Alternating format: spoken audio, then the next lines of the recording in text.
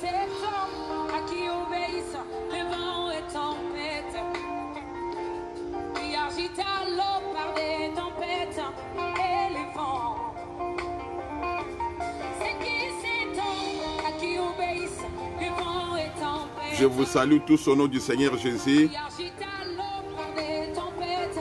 Que le Seigneur puisse vous bénir partout où vous êtes en ce moment. Que la grâce du Seigneur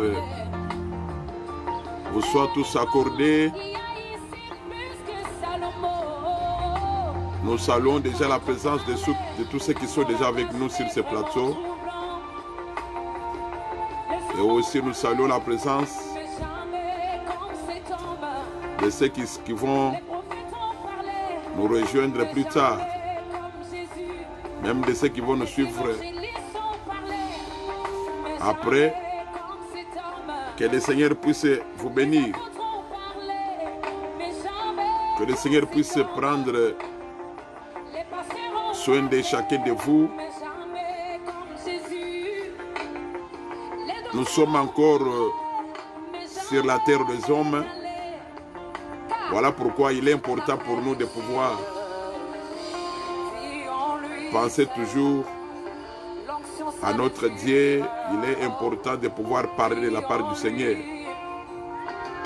C'est comme Israël dans le désert. La Bible dit, Moïse avait dit au peuple de pouvoir sortir chaque matin pour ramasser la manne. Voilà pourquoi nous avons toujours dit que nous sommes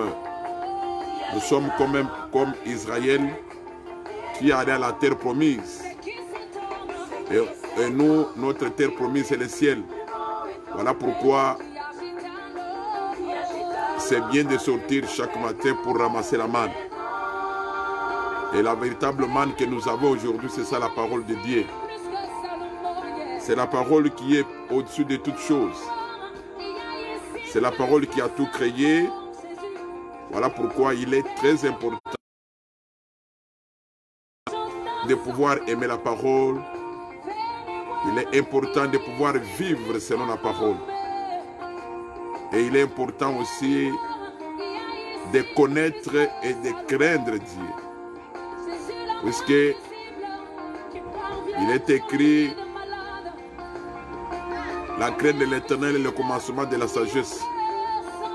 Et comment on peut craindre Dieu si on ne le connaît pas? Voilà pourquoi il est important de pouvoir connaître la parole et la mettre en pratique. Souvenez-vous que vous êtes des étrangers sur la terre des hommes. Un jour, vous et moi, nous allons passer. Voilà pourquoi c'est bon, il est important pour nous de pouvoir nous préparer tous les jours de notre vie pour que notre avenir soit meilleur. Alors, nous avions promis que nous allons continuer avec notre enseignement jusqu'à ce que le Seigneur va vouloir qu'on puisse mettre un point virgule. Nous continuons à parler sur les sceaux. Continuons à parler sur les sceaux et aujourd'hui, nous entamons l'ouverture du 7e sceau. Et nous avions dit la fois passée que c'est dans l'ouverture du 7e sceau, il y a beaucoup de choses. Il y a tellement beaucoup de choses dans l'ouverture du 7e sceau. C'est sur ça que nous allons parler cet après-midi. Alors, sans tarder, nous faisons la lecture. Nous sommes dans le livre d'Apocalypse. Je suis dans Apocalypse chapitre 8. Apocalypse chapitre 8. C'est là que nous allons faire la lecture. Apocalypse chapitre 8.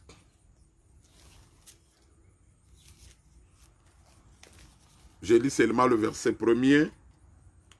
Il est écrit, quand il ouvrit le 7e sceau, il y eut dans le ciel un silence d'environ une demi-heure. Voilà. Donc, selon l'écriture, Quand le frère Jean était ravi en esprit, quand il était au trône de Dieu, l'Écriture dit que il a vu l'agneau en train d'ouvrir les 7 sceaux, qui scellaient les livres. Alors quand il arrive, l'agneau arrive au 7e sceau, l'Écriture dit, noir sur blanc, que quand il ouvrit le 7e sceau, il y eut dans le ciel un silence d'environ une demi-heure. Donc, il y eut un silence d'environ une demi-heure. Donc, c'est par là qu'on va commencer. Nous ne pouvons pas parler du 7e sceau sans toucher Daniel. Puisque nous avions dit que les 7 sceaux, les sceaux se trouvent à la première moitié de la dernière semaine de Daniel. Et le 7e sceau, c'est même au milieu de la dernière semaine de Daniel. Alors, voilà pourquoi je suis en train de dire qu'on ne peut pas parler du 7e sceau. On ne peut pas parler du 7e sceau sans toutefois parler de Daniel. Donc, on doit toucher Daniel pour qu'on puisse bien saisir le 7e sceau. Mais avant de toucher Daniel, je voudrais qu'on puisse lire d'abord une écriture. Je suis dans le livre de Lévitique, chapitre 26. Je suis dans Lévitique 26. L'écriture dit ceci. Je suis dans Lévitique, chapitre 26. L'écriture dit, je commence par le verset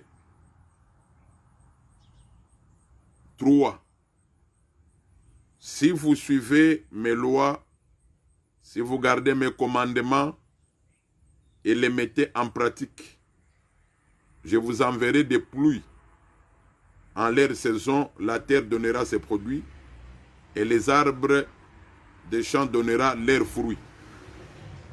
À peine aurez-vous bâti les bleus que vous toucherez à la vendange et la vendange atteindra les semailles.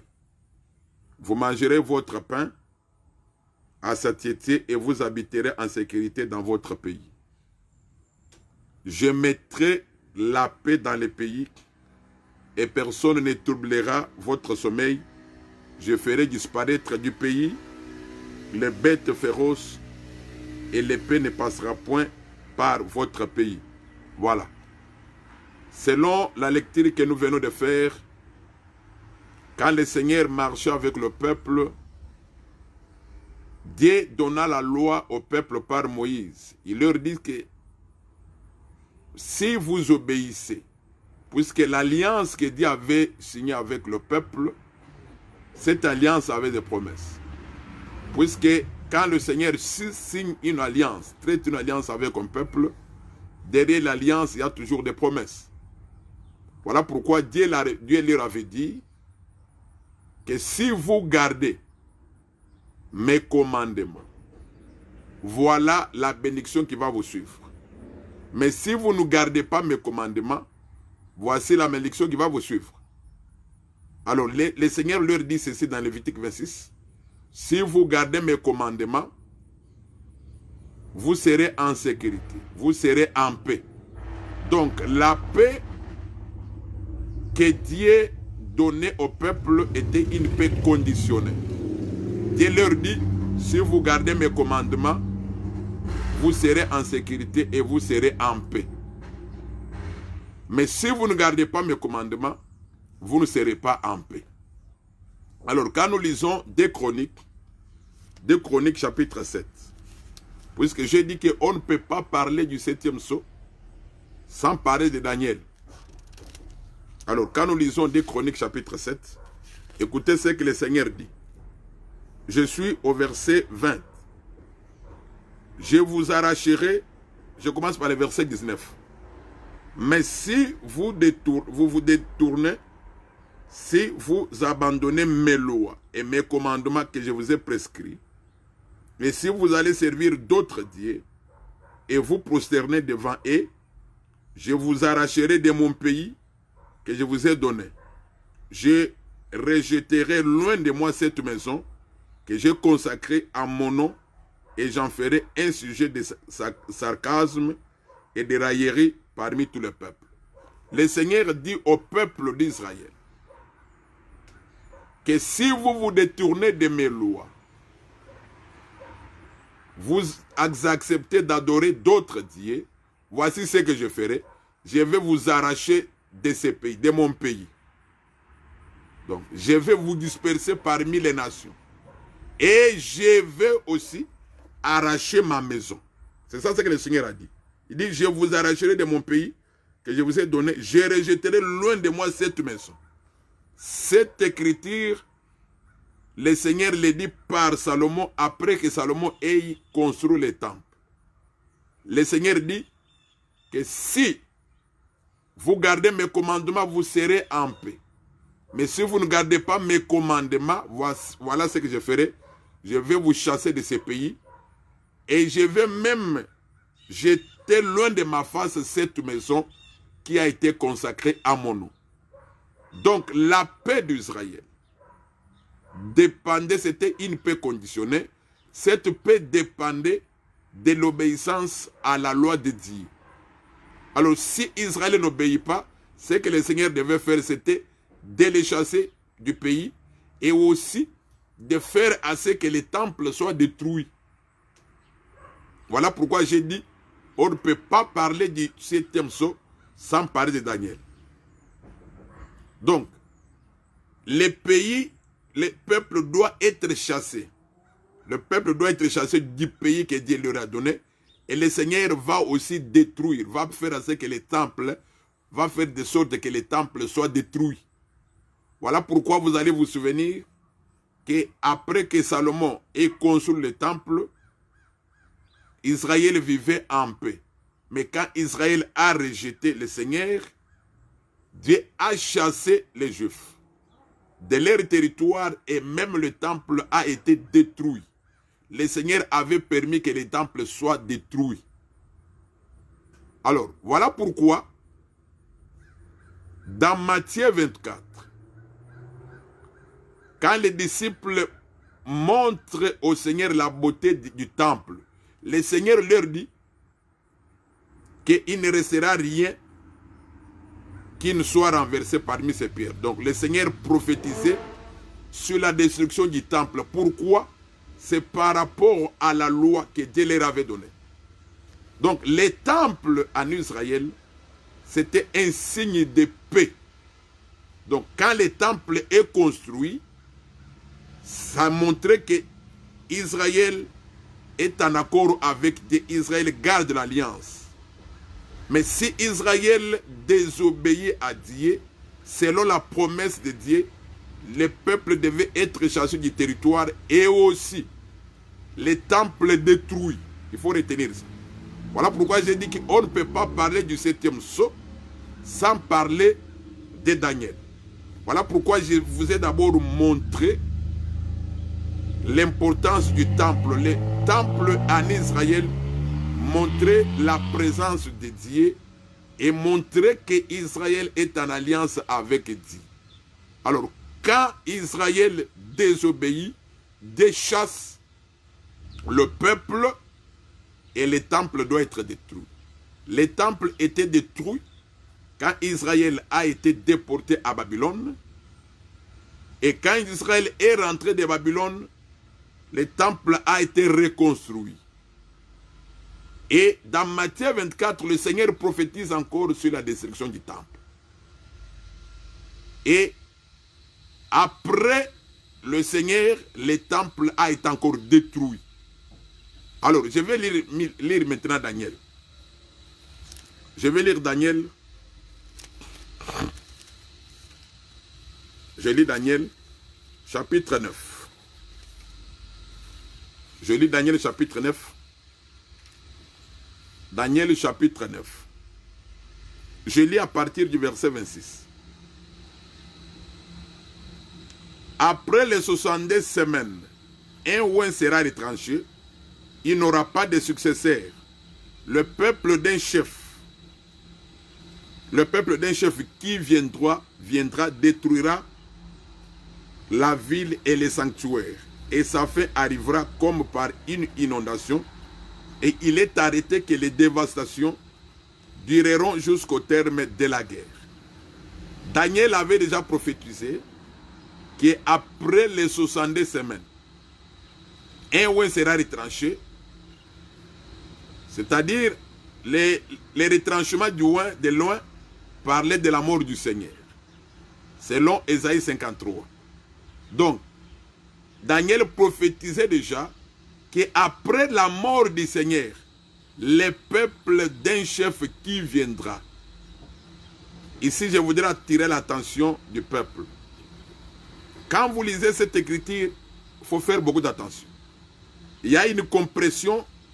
Dieu a compressé quelque chose ici. Donc, il parle, c'est une prophétie, mais qui ne s'accomplit pas au même moment.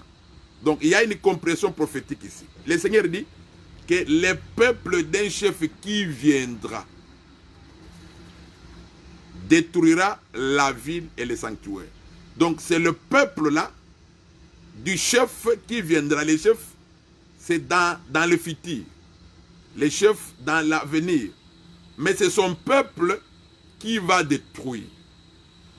Alors, après la mort du Seigneur Jésus, comme le Seigneur avait déjà prophétisé dans Matthieu 24, pour confirmer ce que Daniel avait dit, après sa mort, le temple des Juifs a été détruit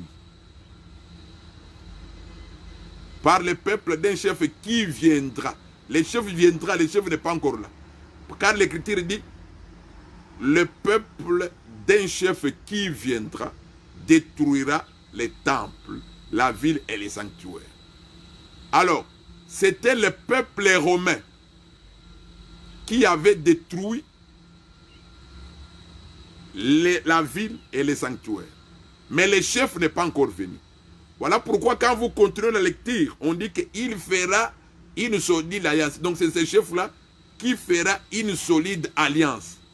Donc les chefs qui viendra, le Seigneur parlait déjà de l'Antéchrist qui viendra. Mais c'est son peuple qui avait détruit les temples. Alors, le temple a été détruit selon la prophétie et la prophétie s'est accomplie. Aujourd'hui, le peuple juif n'a pas de temple. Le peuple juif, une partie est déjà rentrée selon l'histoire en 1948.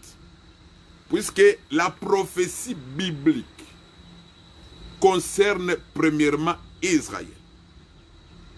Puisque même le programme des 70 semaines, c'est un programme des Juifs, un programme du peuple de Daniel, de Juda. Donc la prophétie concerne premièrement Juda, le peuple de Daniel. Alors, c'est pourquoi nous conseillons aux gens de pouvoir regarder aussi le mouvement d'Israël pour comprendre la prophétie. Quand on ne regarde pas le mouvement d'Israël, on va entrer dans beaucoup de révélations, mais on va laisser la vérité à côté.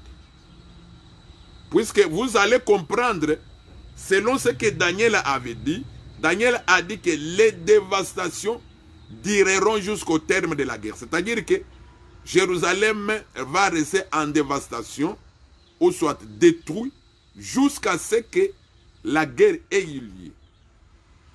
Voilà pourquoi, si vous suivez l'histoire des Juifs aujourd'hui, les Juifs ne sont pas en paix. S'il y a un conflit mondial qui ne se termine pas, c'est un conflit juif.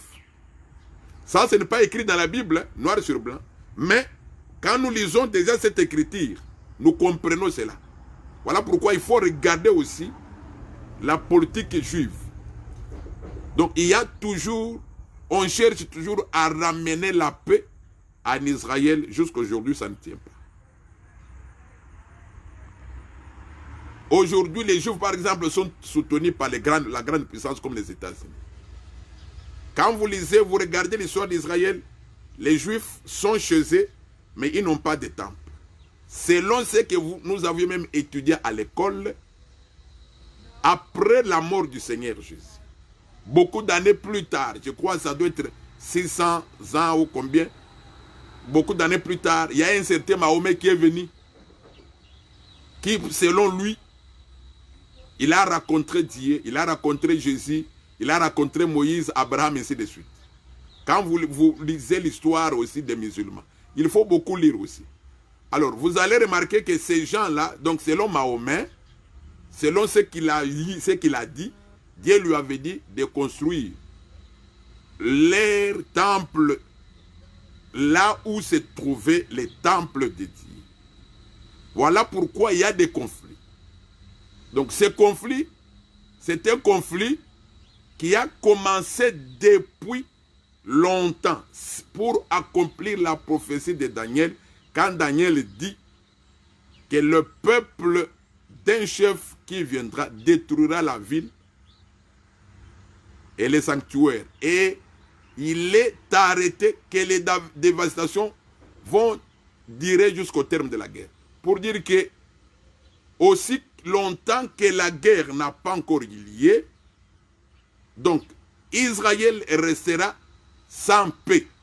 Puisque la paix des Juifs, selon ce que j'ai lu, cette paix dépendait de l'obéissance à la loi de Dieu.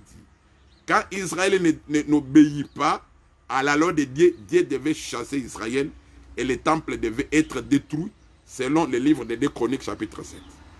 Alors, nous continuons maintenant la lecture. Il est écrit ceci, au verset 27. Il fera une solide alliance avec plusieurs pour une semaine et durant la moitié de la semaine, il fera cesser les sacrifices et l'offrande. Les dévastateurs commettront les choses les plus abominables jusqu'à ce que la ruine et ce qui a été résolu fondent sur les dévastateurs. Selon cette écriture-ci, d'abord, nous avons lu au verset 26, on dit « Le peuple d'un chef qui viendra ». Voilà pourquoi j'ai dit que ce chef, c'est au futur. Mais le peuple, c'était le peuple romain. Mais le chef là viendra toujours de Rome. Puisque l'écriture dit que le peuple d'un chef qui viendra. C'est ce chef-là, au verset 27, on dit, il fera une solide alliance. Alors c'est lui qui viendra pour faire une solide alliance avec plusieurs. C'est ce chef de ce peuple-là. Et c'est là où nous disons que celui qui viendra faire l'alliance avec plusieurs ne sortira pas des Juifs, mais il sortira toujours de la Rome, puisque l'écriture dit le peuple d'un chef qui viendra. Quand ce chef viendra, c'est ce chef-là qui va traiter l'alliance avec plusieurs. Alors, le frère Paul a dit ceci. Le frère Paul a dit ceci. Dans 2 Thessaloniciens, il dit ceci. Quand il parle du mystère de l'iniquité, le frère Paul dit le mystère de l'iniquité agit. Donc aujourd'hui, le diable agit en mystère. Comme le Seigneur aussi, à l'époque des prophètes, il était en mystère dans les prophètes. Mais à la fin des temps, le Seigneur s'est révélé. Le Seigneur a été manifesté dans un corps semblable au corps de l'homme. Il en est de même aussi avec le diable qui aujourd'hui est en mystère. Il travaille dans ses serviteurs, mais il sera aussi révélé. Voilà pourquoi le frère Paul dit ceci. Au 2 Thessaloniciens chapitre 2, il dit, au verset 9, l'apparition de cet impie se fera par la puissance de Satan avec toutes sortes de miracles, des signes et des prodiges mensongers. Pour dire que quand l'impie va apparaître, il sera accompagné par une puissance satanique. Ça sera un homme, mais un homme satanique. Il aura la puissance du diable. C'est la puissance qu'il aura, une puissance capable de séduire, une puissance capable de faire des prodiges. Puisque c'est par des prodiges et par des miracles que beaucoup sont séduits aujourd'hui. Alors, on dit que son apparition, le frère Paul dit, l'apparition de cette épée se fera par la puissance de Satan. avec toutes sortes de miracles, mensongers, ainsi de suite. Donc, quand ce chef viendra, il aura une puissance du diable. Mais nous notons que le chef, c'est le chef du peuple qui avait détruit la ville de Jérusalem et les sanctuaires. Alors quand il viendra avec cette puissance. Alors il fera l'alliance avec plusieurs. Quels sont les plusieurs ici? L'Écriture n'a pas dit qu'il fera l'alliance avec tout le monde, mais il fera l'alliance avec plusieurs. Je voudrais d'abord rappeler le peuple de Dieu. Depuis l'ancienne alliance, quand vous regardez comment Dieu marchait avec Israël, chaque fois quand il y avait rébellion au milieu du peuple, ce n'était pas tous les peuples qui se rebellaient. Il y avait toujours un peuple qui restait attaché à la parole. Mais un autre peuple s'est rebellé. Voilà pourquoi il y a eu la notion, il y a les termes qu'on dit dans la Bible, les restes. Je vais vous donner un exemple. Du temps, par exemple, du roi Akab, il y a eu des gens qui s'étaient attachés aux faux prophètes. Mais il y avait aussi des gens qui ne s'étaient pas attachés. Voilà pourquoi quand le prophète Élie vient, il va dire à Dieu que je suis le seul. Mais Dieu va lui dire, non, tu n'es pas le seul. Il y a encore au moins 7000 qui n'ont pas fléchi les genoux devant les Baals.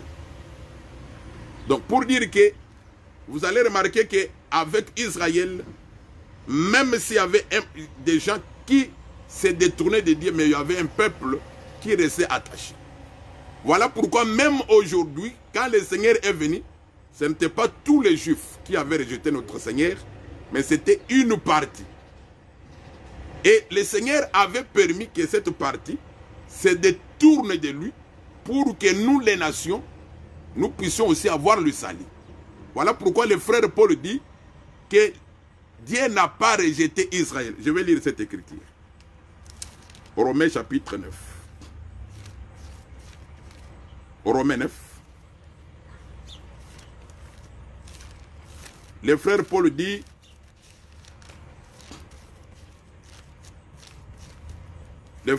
dans le livre de Romains chapitre 9, il lui dit,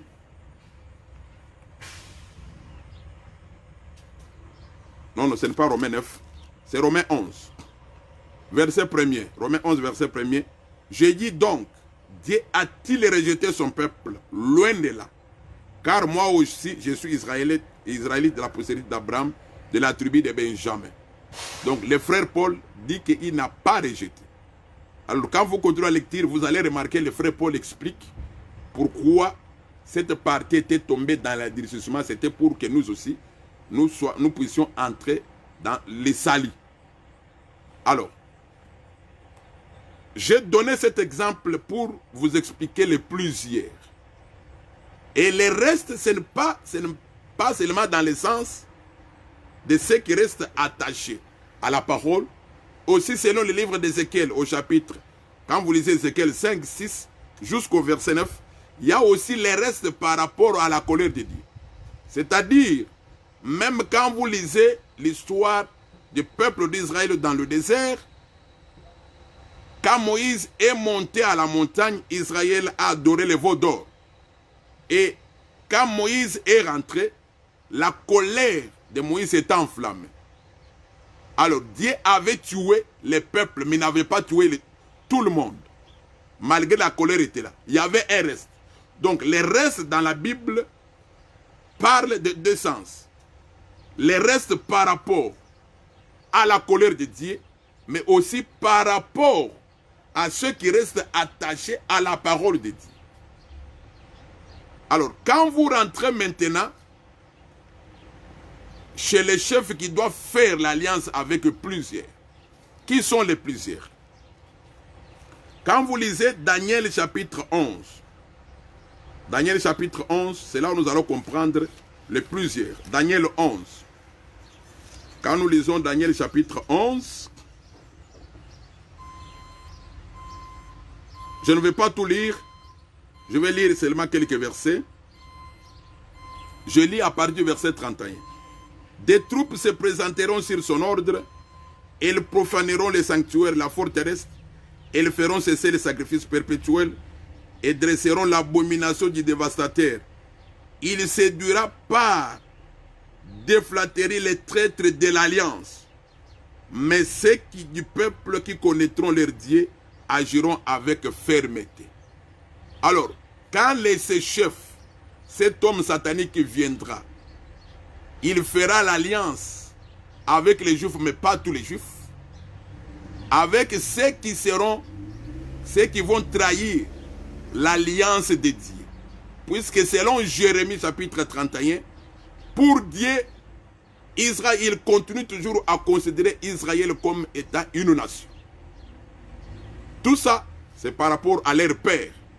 Alors, selon cette écriture, l'écriture parle des traîtres de l'alliance. Donc, c'est avec ces Juifs ici que l'alliance va se faire entre l'Antéchrist, donc l'homme satanique, avec ces gens-là, avec les Juifs qui seront dans l'incrédulité. Et ces Juifs-là, l'Écriture répète ça aussi dans Zacharie chapitre 13. Dans Zacharie 13, on parle de 2 tiers qui seront des idolâtres. C'est avec eux que cette alliance sera conclue. Et cette alliance va permettre à ce que les temples soient construits. Le temple sera construit par les Juifs qui sont apostates. C'est-à-dire les Juifs qui ont rejeté la parole de Dieu. Ils vont construire les temples. Pourquoi nous disons qu'ils vont construire les temples? Puisque l'écriture elle-même, noir sur blanc, dans Daniel, dans les Thessaloniciens et dans Matthieu chapitre 24, le Seigneur dit que l'abomination sera établie dans les temples. C'est dans les temples où l'abomination sera établie. Pas en dehors du temple. Mais seulement ce que le peuple doit connaître, que ce temple sera construit par les Juifs apostates. C'est-à-dire les Juifs qui ont fait cette fausse alliance avec l'homme satanique. Quelqu'un peut me poser la question, mais Osée 14 dit que, je vais lire Osée 14, quelqu'un peut me poser cette question, que Osée a dit qu'ils ne vont plus offrir à Dieu des taureaux. Osée 14 parle de ça. Osée 14 dit ceci. Quand vous commencez par le verset 1er. Israël revient à l'Éternel ton Dieu, car tu es tombé par ton iniquité. Apportez avec vous des paroles et revenez à l'Éternel. Dites-lui, pardonne toutes les iniquités et reçois-nous favorablement. Nous t'offrirons au lieu des taureaux l'hommage de nos lèvres. Donc ici, c'est quand Israël sera repenti. C'est quand Israël sera rentré, tout Israël sera repenti, rentré à Dieu. C'est alors qu'il n'y aura plus ce genre de sacrifice. Mais là, ce sont les Juifs apostates. Ce sont les Juifs qui auront fait l'alliance avec l'Antéchrist. C'est avec ces Juifs-là, et c'est grâce à ces Juifs que le temple sera construit. Ça sera un temple physique. C'est dans ce temple que l'homme de l'impie viendra pour qu'on puisse le louer, pour qu'il puisse se faire adorer. Nous lisons l'écriture pour continuer, pour maintenant parler de la demi-heure. Daniel dit ceci. Daniel dit, au verset 27 du 9e chapitre, dit, il fera une solide alliance avec plusieurs pour une semaine, et durant la moitié de la semaine, il fera cesser les sacrifices et l'offrande. Les dévastateurs commettra les choses les plus abominables jusqu'à ce que la ruine et ce qui a été résolu fonde sur les dévastateurs. Voilà. Donc, selon l'écriture, l'alliance sera faite, mais au milieu de la semaine, de la dernière semaine de Daniel, c'est là que les sacrifices et l'offrande vont cesser. Et celui qui fera cesser ça, C'est l'antéchrist quand il va vouloir prendre la place de notre Seigneur pour qu'il puisse être adoré. Donc, retenons d'abord que cet homme-là, c'est un homme satanique. Et on l'appelle bête. Pourquoi d'abord on l'appelle bête? Puisque quand vous lisez l'histoire de Daniel, vous lisez la prophétie de Daniel chapitre 11, vous allez remarquer que cet homme-là, c'est quelqu'un qui n'a pas égard à Dieu. Il est comme un animal, puisque l'animal ne connaît pas qu'il y a un être suprême au-dessus de lui. C'est comme ça que l'animal est. L'animal a l'instinct, mais l'animal n'a pas l'intelligence, comme le Seigneur nous a doté de l'intelligence. Le Seigneur nous a doté de l'intelligence, même s'il y a des gens qui peuvent être aujourd'hui incrédules, ne pas servir le Seigneur, mais ces gens-là, quand ils ont des problèmes, ils disent toujours que Dieu. Donc les gens disent toujours qu'il y a un être suprême quelque part. Mais un animal, lui, il ne considère même pas qu'il y a un être suprême. Voilà pourquoi cet homme-là, on l'appelle bête. Il est comme une bête qui n'a pas de raisonnement, qui n'a pas d'intelligence, qui ne reconnaît pas qu'il y a un être suprême.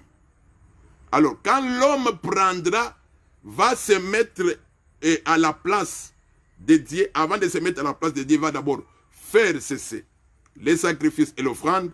Et l'Écriture témoigne que c'est au milieu de la semaine. Voilà pourquoi, au début, je disais que le 7e saut, c'est ça même le milieu de la semaine. C'est ça même le milieu de la semaine. Voilà pourquoi, quand on ouvrit le 7e saut, l'Écriture dit qu'il y a dans le ciel le silence d'environ une demi-heure. Alors, pour comprendre cela, je vais d'abord lire Apocalypse chapitre 17. Apocalypse chapitre 17. Le Seigneur dit ceci. Je lis le verset 12. Les 10 cornes que tu as vues sont 10 rois qui n'ont pas encore reçu des royaumes, mais qui reçoivent autorité comme roi pendant 1 heure avec la bête. Donc, selon cette écriture, les rois de la terre, les rois de grande puissance, qui sortiront de la Rome, je confesse qu'ils sortiront de la Rome, ou soit de l'Occident, puisque dans la statue de Nebuchadnezzar, je crois avoir parlé sur ça. Quand on présente le 4e royaume, on présente ces orteils comme étant 10 rois qui vont sortir de ces royaumes-là. Voilà pourquoi je suis en train de dire que ces 10 rois vont venir de l'Occident. Puisqu'il s'agit du 4e royaume. Alors, les 10 cornes ici, ce sont des rois qui vont travailler avec la bête pendant 1 semaine. Donc, ici dans l'Apocalypse, on ne parle pas de la semaine, on parle d'1 heure. C'est là où nous comprenons que 1 heure veut seulement dire 1 semaine. Puisque la bête fait l'alliance avec plusieurs pendant 1 semaine. Alors, Apocalypse chapitre 8 nous parle d'une demi-heure. Or, l'heure, selon Apocalypse chapitre 1 heure, selon Apocalypse chapitre 17, c'est ça le temps où la bête va travailler avec les 10 rois. Alors, on dit ici, c'est à peu près 30 minutes, c'est-à-dire à peu près au milieu de la semaine. Il y aura un silence dans le ciel. Ça, c'est un langage. Puisque dans le ciel, il n'y a jamais de silence. Dans le ciel, il n'y a jamais de silence. D'abord, quand vous lisez Apocalypse chapitre 4, on dit que les 4 êtres vivants, nuit et jour, ils sont en train d'adorer le Seigneur. L'Écriture dit que nuit et jour, pour dire qu'il n'y a pas de silence. Mais c'est un langage dédié. Qui veut dire quoi? Vous allez remarquer, le Seigneur lui-même dit ici, ceci. Dans Matthieu 24, quand il parlait du milieu de la semaine, puisque le Seigneur a parlé du milieu de la semaine dans Matthieu 24, il dit ceci. Matthieu 24 au verset 15. Il lui dit, c'est pourquoi lorsque vous verrez l'abomination de la désolation dont a parlé le prophète Daniel établi en lieu saint, que celui qui lit fasse attention. Voilà. Daniel avait déjà dit au milieu de la semaine, il va faire cesser les sacrifices. Il fait les sacrifices pour prendre la place de Dieu, pour qu'on puisse l'adorer. Ici, le Seigneur confirme. Il dit que quand vous verrez l'abomination de la désolation dont a parlé le prophète Daniel, établi en lieu saint, que celui qui lit fasse attention. Donc, c'est-à-dire que c'est ça le milieu. L'abomination, c'est au milieu. Alors, comme je disais, que l'ouverture du 7e, c'est ça, le milieu. Alors, vous allez, le milieu, et il y a un silence. Vous allez remarquer qu'il y aura un silence. Alors, au verset 16, le Seigneur dit, toujours Matthieu 24, au verset 16, quand vous descendez, le Seigneur dit, alors que ceux qui seront en Judée fuient dans les montagnes, que celui qui sera sur les toits ne descende pas pour prendre ce qui est dans sa maison, et que celui qui sera dans les champs ne retourne pas, ainsi de suite. Ici, ce ne sont pas des choses spirituelles, c'est physique. Où le Seigneur montre que quand vous verrez cela arriver, il faut commencer à fouiller, à s'échapper, puisque ça sera l'accomplissement de ce que le Seigneur avait dit par Jérémie, où le Seigneur parlait du temps de la détresse pour Jacob. Donc c'est ce temps ici où quand l'homme satanique prendra la place de Dieu au milieu de la semaine et que ceux qui vont refuser de l'adorer, ils seront poursuivis. Ils seront pourchassés. Voilà pourquoi le Seigneur dit, leur dit d'avance de pouvoir fuir. Et la chose arrivera comme ça. Ça sera une chose qui va se passer physiquement. Ici, il ne s'agit pas de choses spirituelles. Ça va se passer physiquement. Mais pourquoi le silence? Pourquoi le silence? Je lis Matthieu chapitre 8. Matthieu chapitre 8, je pense. Je lis le verset 23. Matthieu chapitre 8. Verset 23. Il monta dans la barque et ses disciples le suivirent. Et voici, il s'éleva sur la mer une si grande tempête que la barque était couverte par les flots, et lui, il dormait. Les disciples s'étant approchés, les réveillèrent et dirent, « Seigneur, sauve-nous, nous périssons. » Il leur dit, « Pourquoi avez-vous peur, gens de peu de foi ?» Alors il s'éleva, menaça le vent et la mer, et il y eut un grand calme. Voilà. Le Seigneur, dans la pirogue, dans la barque avec ses disciples, il dort. Or, Dieu ne dort pas. Dieu ne dort pas. Il dort, mais pendant qu'il dormait, puisque quand quelqu'un dort, c'est le temps de silence. Donc, le Seigneur entre en silence, et quand il entre en silence ici, c'est alors que le vent, les vagues commencent à souffler contre la pirogue. Et les disciples qui étaient avec le Seigneur commençaient à crier au secours. Ils s'adressaient au Seigneur pour que le Seigneur puisse leur venir en aide. Et le Seigneur s'étant réveillé, il menaça les vents et il y eut un grand silence. Alors quand vous lisez Daniel 12, au premier verset déjà, l'Écriture témoigne que Michael va s'élever. Nous lisons ça. Daniel chapitre 12. Daniel chapitre 12, au verset 1er. Il dit, « En ce temps-là s'élèvera Michael, le grand chef, le défenseur des enfants de ton peuple, et ce sera une époque de détresse, telle qu'il n'y en a point eu de semblable depuis que les nations existent, jusqu'à cette époque. » En ce temps-là, donc, Daniel déjà prophétisait comment Michael va s'élever pour défendre le peuple de Daniel. Alors, quand vous lisez au verset 7,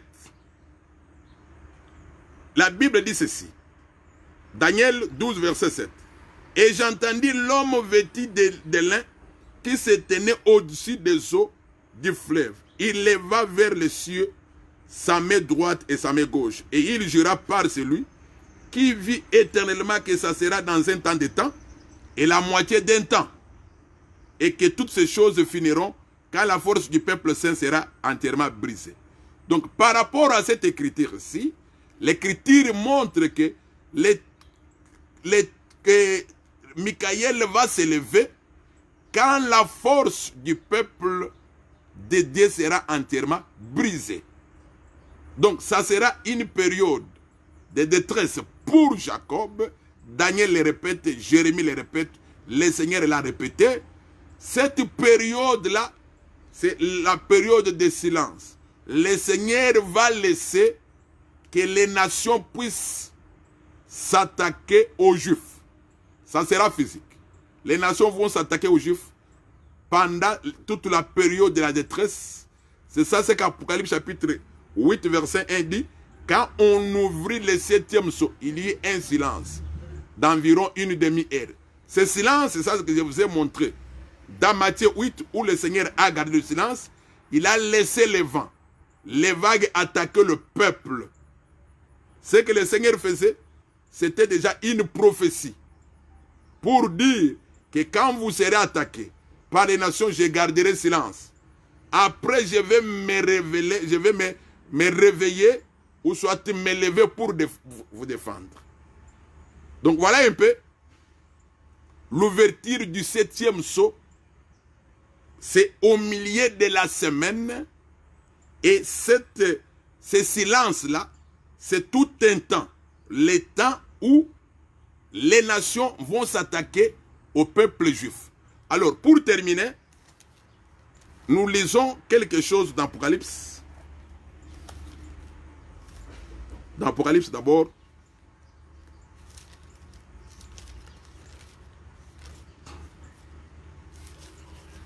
Apocalypse chapitre 12. Apocalypse chapitre 12. Je crois que je pourrais parler beaucoup sur ça le samedi, si le Seigneur nous fait grâce, puisque je suis obligé de parler de la femme d'Apocalypse chapitre 12, pour une meilleure compréhension. Mais aujourd'hui, je vais lire seulement quelques écritures.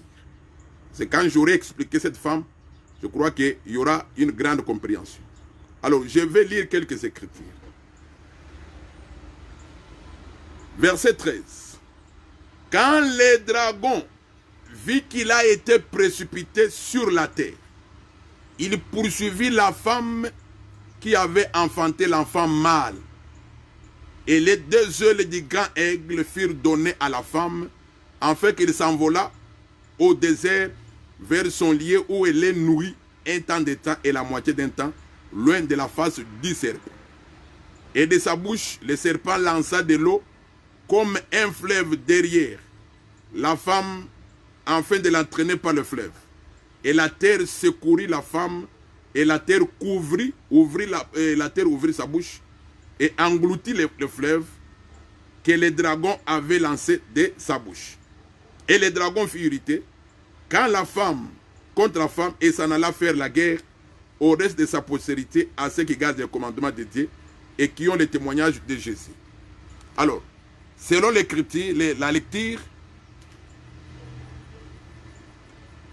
il y a eu guerre dans le ciel. Et le diable a été précipité. Cette prophétie intervient, le frère Jean voit cette prophétie à l'ouverture du 7e sceau. C'est à l'ouverture du 7e sceau. Quand le diable est précipité, l'écriture dit d'abord ceci: que malheur à la terre et à la mer, car il est descendu avec une grande colère, sachant qu'il a peu de temps. Cette précipitation ici n'est pas la même précipitation du diable dans Ézéchiel chapitre 8. Quand il est allé vers Ève. Je crois que je reviendrai sur ça. Mais ici, c'est le temps où le diable va s'incarner dans cet homme satanique pour prendre la place de Dieu. Puisque ce que nous devons d'abord retenir, que quand les juifs apostates vont faire l'alliance avec l'homme satanique à la première moitié de la semaine, ils vont croire que c'est lui leur Messie, leur sauveur. Voilà pourquoi quand vous lisez Ésaïe 28, ils disent que nous avons fait l'alliance avec le mensonge, avec la mort. Je vais lire l'écriture. Ésaïe 28. Ésaïe 28. Ésaïe chapitre 28. Les Juifs disent ceci. Au verset 15. Vous dites, nous avons fait une alliance avec la mort. Nous avons fait un pacte avec le séjour des morts. Quand le fléau débordé passera, il ne nous atteindra pas. Car nous avons la fausseté pour refuge et le mensonge pour abri.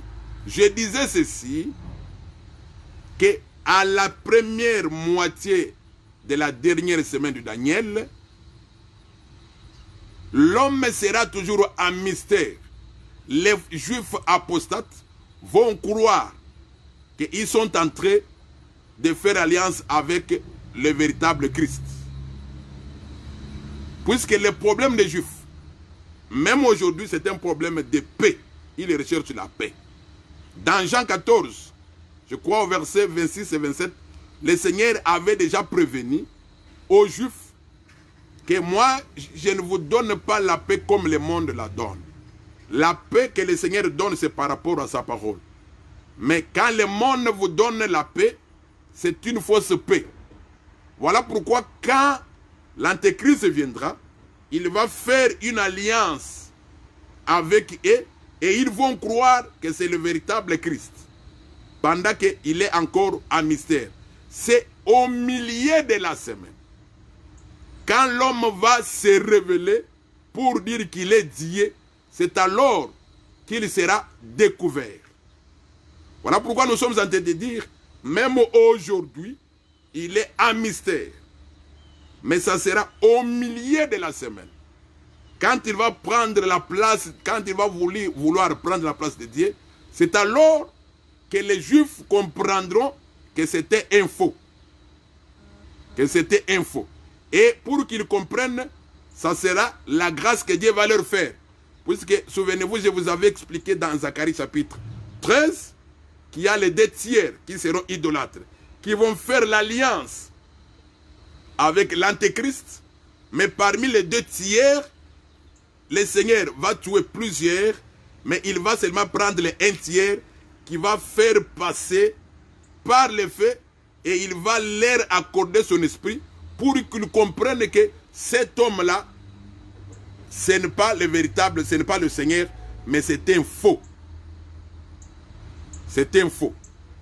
Alors voilà pourquoi, dans la précipitation d'Apocalypse chapitre 12, quand le diable vit qu'il a été précipité sur la terre, la chose qu'il fait, c'est suivre la femme qui avait enfanté un enfant mâle.